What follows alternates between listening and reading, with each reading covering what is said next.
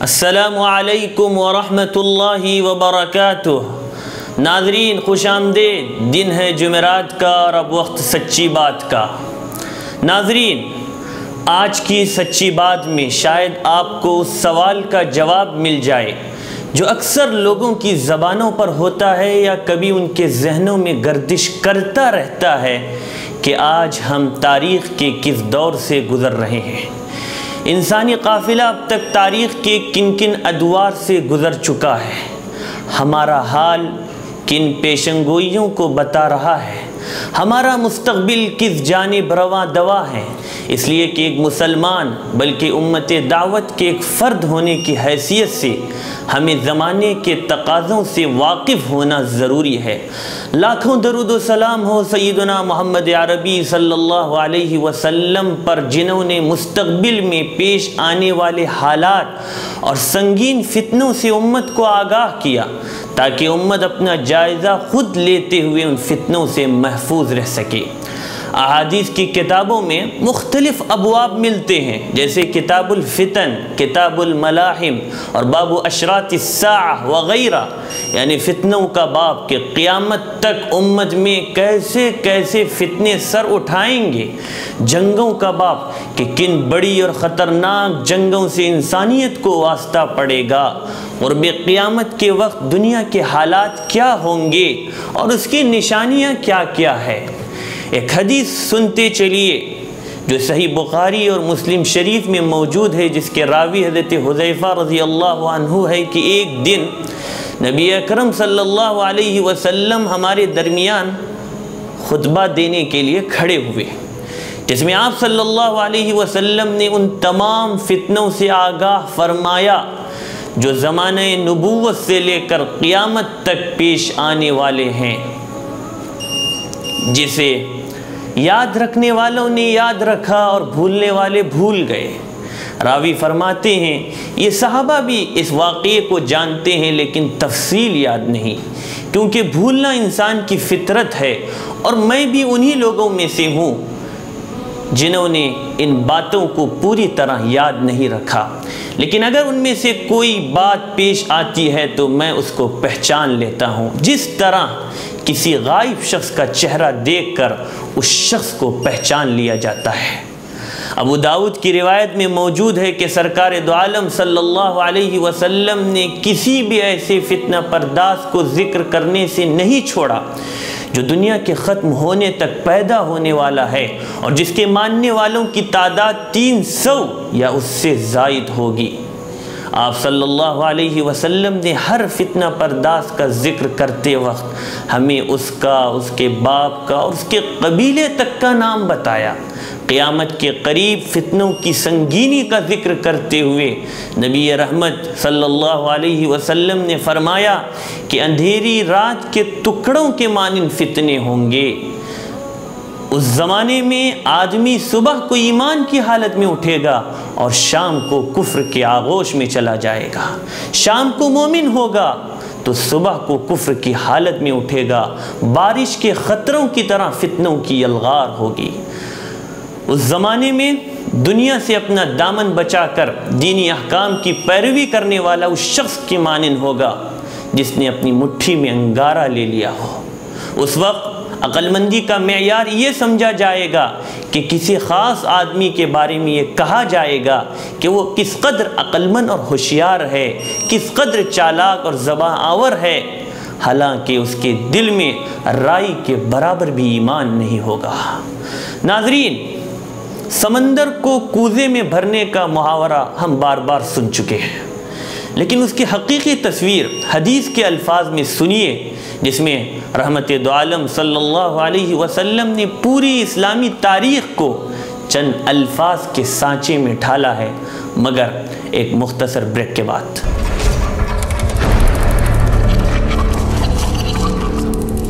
غلامی میں ناکام آتی ہے شمشیریں نہ تدبیریں، جو ہو ذوق یقین پیدا تو کٹ جاتی ہیں زنجیریں۔ غلامی میں ناکام آتی ہے شمشیریں نہ تدبیریں، جو ہو ذوق یقین پیدا تو کٹ جاتی ہے زنجیریں۔ کوئی اندازہ کر سکتا ہے اس کے زور بازو کا، اس کے زور بازو کا۔ کوئی اندازہ کر سکتا ہے اس کے زور بازو کا۔ نگاہ مرد مومن سے بدل جاتی ہے تقدیریں، بدل جاتی ہے تقدیریں۔ نگاہ مرد مومن سے بدل جاتی ہے تقدیریں۔ غلامی میں ناکام آتی ہے شمشیریں نہ تدبیریں، جو ہو ذوق یقین پیدا تو کٹ جاتی ہے زنجیریں۔ براہیمی نظر پیدا مگر مشکل سے ہوتی ہے، مگر مشکل سے ہوتی ہے۔ براہیمی نظر پیدا مگر مشکل سے ہوتی ہے۔ ہوس چھپ چھپ کے سینوں میں بنا لیتی ہے تصویریں، بنا لیتی ہے تصویریں۔ ہوس چھپ چھپ کے سینوں میں بنا لیتی ہے تصویریں۔ غلامی میں ناکام آتی ہے شمشیریں نہ تدبیریں، جو ہو ذوق یقین پیدا تو کٹ جاتی ہے زنجیریں۔ حقیقت ایک ہے ہر شے کی، خاکی ہو کہ نوری ہو، خاکی ہو کہ نوری ہو۔ حقیقت ایک ہے ہر شے کی، خاکی ہو کہ نوری ہو۔ لہو خورشید کا ٹپ کے اگر ذرے کا دل چیریں، اگر ذرے کا دل چیریں۔ لہو خورشید کا ٹپ کے اگر ذرے کا دل چیریں۔ غلامی میں ناکام آتی ہے شمشیریں نہ تدبیریں، جو ہو ذوق یقین پیدا تو کٹ جاتی ہے زنجیریں۔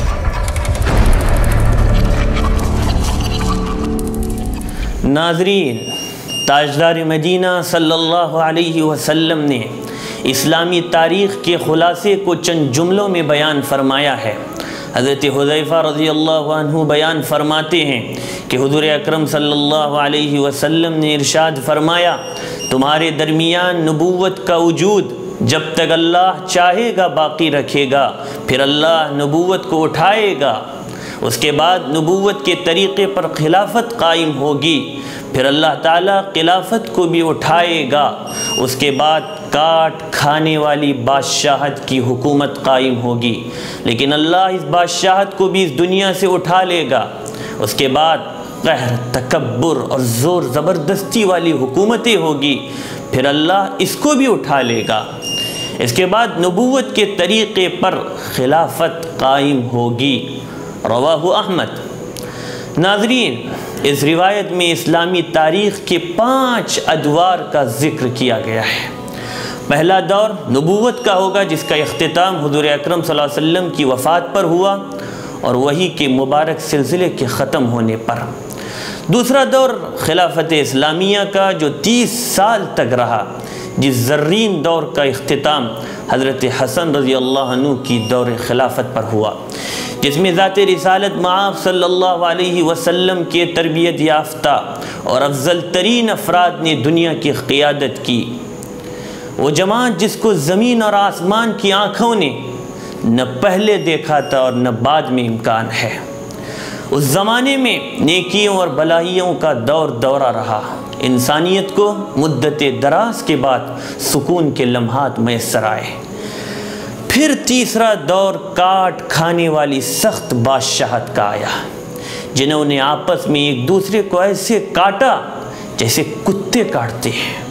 ایسے لوگ بادشاہ بن بیٹھے جن میں سے اکثر اسلامی حکومت کا نمونہ انسانیت کو پیش نہ کر سکے۔ خواہش نفس پر چلنا حکمرانوں کا شیوا بن گیا، جس کا مشاہدہ تاریخ نے بنو امیہ اور بنو عباس کے دور میں کیا۔ چوتھا دور جبر، ظلم، تشدد، استبداد اور مادیت کی دنیا پر غلبے کا تھا۔ یہ دور مغرب کی دنیا میں عروج و ترقی کا تھا اور دنیا میں اس فتنہ دجال کے نقطۂ آغاز کا تھا، جس سے بڑھ کر سنگین اور بھیانک فتنہ پوری انسانی تاریخ میں پیش نہیں آیا۔ 19ویں صدی میں یورپ کے 5-6 ممالک نے مل کر پورے عالم اسلام پر عسکری قبضہ حاصل کیا۔ مسلمانوں سے دوسری چیزوں کے ساتھ ساتھ ان کے دین و عقیدے تک کو لوٹنے کی کوششیں کی گئی۔ ان تمام مسلم ممالک کو آزاد کرانے کے لیے لاکھوں مسلمانوں نے اپنی جانوں کے نذرانوں سے آخری درجے کی قربانیاں پیش کی، جس کی وجہ سے ان مسلم ممالک کو استعماری طاقتوں سے آزادیاں تو ملی، لیکن بعد میں آنے والے حکمرانوں نے جن کی تربیت انہی کے ہاتھوں ہوئی تھی، استعماری طاقتوں ہی کی طرح ظلم و تشدد کی راہ اختیار کی اور فتنوں کا بازار گرم کیا۔ اس کے ساتھ دوسری طرف میڈیا آج اسلام کی کردار کشی میں مصروف ہے اور اسلام کے ماننے والوں پر آج بھی تشدد اور دہشت گردی کا الزام لگا رہی ہے، حالانکہ حقیقت واقعہ اس سے مختلف ہے۔ چونکہ مسلمان سر تاپا مادہ پرستی اور ہوس میں ڈوبی ہوئی مغربی تہذیب کی بالادستی قبول کرنے کے لیے تیار نہیں ہے، اس لیے یہ پوری قوت سے اسلامی تہذیب کو کچلنے کے در پہ ہے۔ لیکن اس وقت جتنی منفی کوششیں کی جا رہی ہے، اسی قدر اس کے مثبت نتائج اور خوش آئند خبریں بھی سامنے آ رہی ہے۔ اسلام کی فطرت میں قدرت نے لچک دی ہے، اسلام کی فطرت میں قدرت نے لچک دی ہے، اتنا ہی ابھرے گا جتنا کہ دبا دو گے۔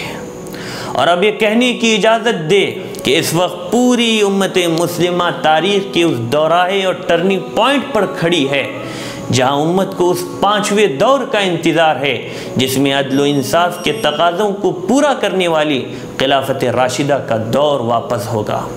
دنیا اس دور کے قریب ہو رہی ہے اور یہ حضرت عیسیٰ علیہ السلام کی آمد کے بعد جو حضور اکرم صلی اللہ علیہ وسلم کی امت کی ایک فرد کی حیثیت سے تشریف لائیں گے، اور حضرت مہدی کے ظہور کے بعد ہوگا جو خاندان نبوت کے ہی ایک فرد ہوں گے، جن کی تفصیلات حدیث کی کتابوں میں مذکور ہے۔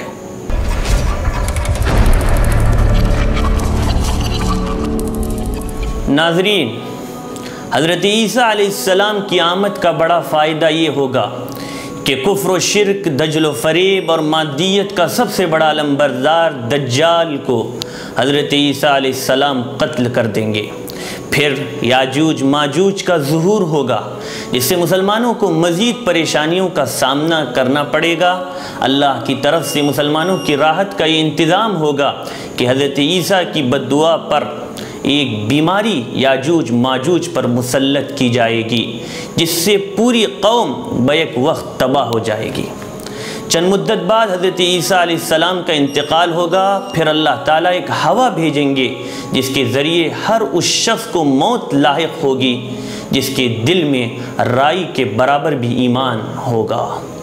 نتیجہ یہ ہوگا کہ دنیا میں برے، بدکار اور شریر لوگ بچ جائیں گے، اور ایسے ہی لوگوں کو اچانک قیامت کے ہولناک دن کا واسطہ پڑے گا۔ ناظرین، تو اس وقت سچی بات کا پہلا پیغام یہ ہے کہ ہم احادیث مبارکہ کے ان ابواب کو اپنے علماء کی زبانی گہرائی سے سمجھنے کی کوشش کریں، تاکہ ان فتنوں کو سمجھ کر ہوش مندی اور دانش مندی سے حالات کا جائزہ لیتے ہوئے سازشوں اور خطرات سے باخبر رہ سکیں، تاکہ صحیح حکمت عملی کے ساتھ ہم حالات کا مقابلہ کر سکیں۔ اور دوسری بات یہ کہ دین اسلام کا پھر سے پوری دنیا میں غلبہ ہو کر رہے گا، نبی اکرم صلی اللہ علیہ وسلم کی زبانی ملی پیشنگوئی ثابت ہو کر رہے گی، اور یہ سچا دین ہر کچے اور پکے مکان میں داخل ہوگا۔